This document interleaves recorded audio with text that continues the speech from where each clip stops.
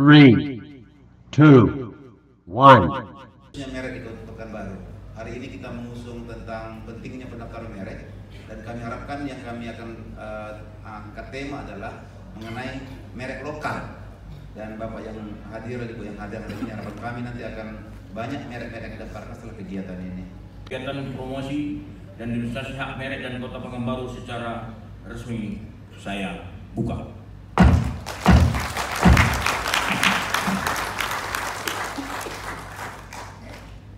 Ini yang harus dipahami.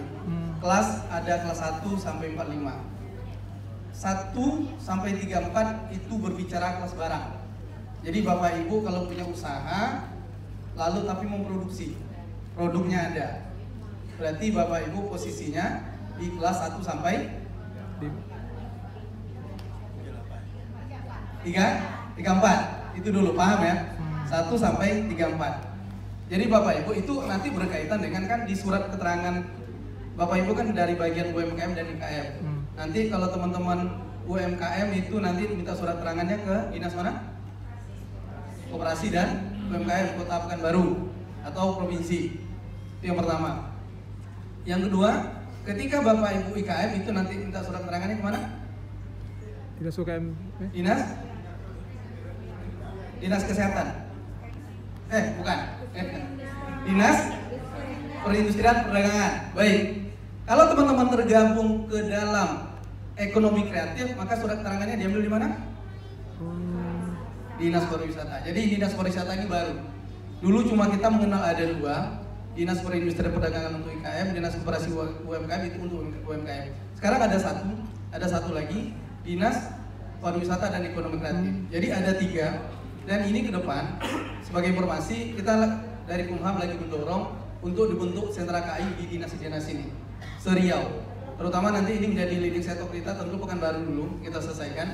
Jadi teman-teman nanti untuk daftarkan merek ataupun yang paten, satu lagi itu hak cipta. Kalau teman-teman punya batik itu lari ke cipta, nanti kita akan dorong ke sentra KI yang ada. Jadi tidak perlu lagi nanti ke Kanwil, teman-teman bisa menjadi lebih dekat kepada dinasnya, karena nanti dinas yang mengeluarkan surat keterangannya, dinas juga yang mendaftarkannya.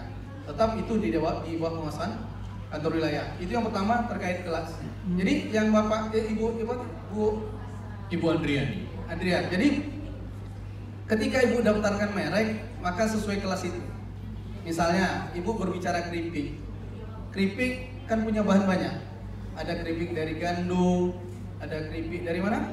Kentang, ada dari pisang, pare.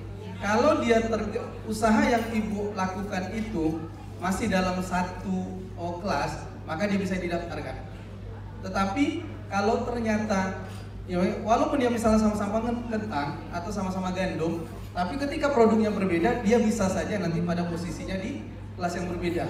Maka bisa saja Bapak Ibu punya 10 merek, tapi ternyata bisa saja ketika dianalisa dia masuk dalam satu kelas.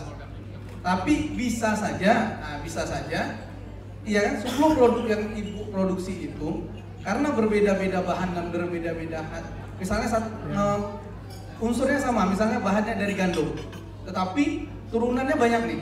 Ada jadi minuman, misalnya ada jadi makanan, ada jadi jelly, ataupun posisinya dia akhirnya menjadi kosmetik, tapi bahannya sama, misal.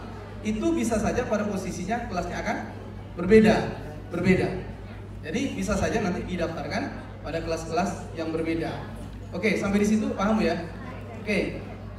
Lalu persoalan Ibu tadi, kita punya usaha, maka tadi ini. Jadi kelas 1 sampai 34 tadi di kelas Produk. Barang. Ibu tidak memproduksi barang, tapi Ibu berjualan. Ya kan? Di kelas berikutnya ada kelas 35 sampai 45. Itu kelasnya kelas jasa. Sekarang Ibu punya toko. Oke, berarti jualan online. Online. Artinya pada posisinya Ibu menjual kembali, tidak memproduksi. Tetapi enggak, yang case Ibu tadi. Iya. Yang case Ibu tadi. Betul. Ibu kan ngambil barang terus jual kembali. Iya. Artinya enggak lah, diambil barang jual kembali, kan begitu. Apa ubahnya pada posisinya Indomaret? Iya kan? Indomaret ngambil barang terus dijual kembali. Kan begitu. Maka kalau saran saya, ya kan? Usaha ibu yang jasanya dulu, nama usaha ibu itu apa? Apa nama usahanya, Bu? Hah? Iya. Kelas jasanya dulu ibu daftarkan.